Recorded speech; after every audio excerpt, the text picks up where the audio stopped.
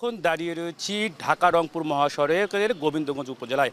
আসলে এই রাস্তাটি কিন্তু বিগত দিন থেকে ফোর লেনে উন্নতি করার জন্য রাস্তার দীর্ঘদিন থেকে কাজ চলছে। কাজ চলার ফলে কিন্তু এই যে খানাখন্দ সৃষ্টি হয়েছে, এই যে বৃষ্টি চলার কারণে কিন্তু আসলে এই খানাখন্দরগুলো পানিতে পরিপূর্ণ হওয়াতে যে পথচারীদের মধ্যে কিন্তু একটা দুর্ভোগ সৃষ্টি হয়েছে। তো আমি আসলে এক পথচারীর সঙ্গে একটু কথা বলতে চাইবো যে আসলে এই যে খানাখন্দরে যে পানিগুলো ভরে গেছে, তো আসলে এটা কি আপনাদের সমস্যা হয় কি না?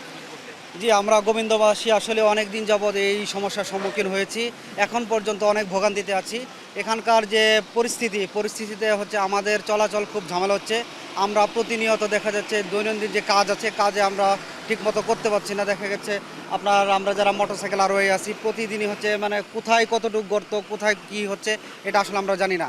দেখা যাচ্ছে আপনি যদি এখানে 2 ঘন্টা ওয়েট করেন, দেখবেন যে কোনো সময় একটা দুইটা মোটরসাইকেল অটোমেটিক পড়ে যাচ্ছে, কতটুকু গর্ত বোঝা যাচ্ছে না। আসলে আপনি শুনলেন যে এই যে খানাখন্দগুলো রয়েছে, এই খানাখন্দগুলো কিন্তু পানিতে ভরপুর হওয়ার কারণে কিন্তু তারা বুঝতে পারছেন না যে এই খানাখন্দর কত গভীরতা কতটুকু। এর ফলে কিন্তু বিভিন্ন সময় নানা দুর্ঘটনা ঘটছে। তো আসলে এলাকাবাসী যেমনটি বলছেন যে দ্রুত এই রাস্তার কাজ শেষ করে যাতে জনভোগান্তি কমায়, এমনটি কিন্তু দাবি করছেন এখানকার জনগণ। তো আসলে এই ছিল আমার কাছে ঢাকা রংপুর মহাসড়কের গোবিন্দগঞ্জ থেকে সর্বশেষ।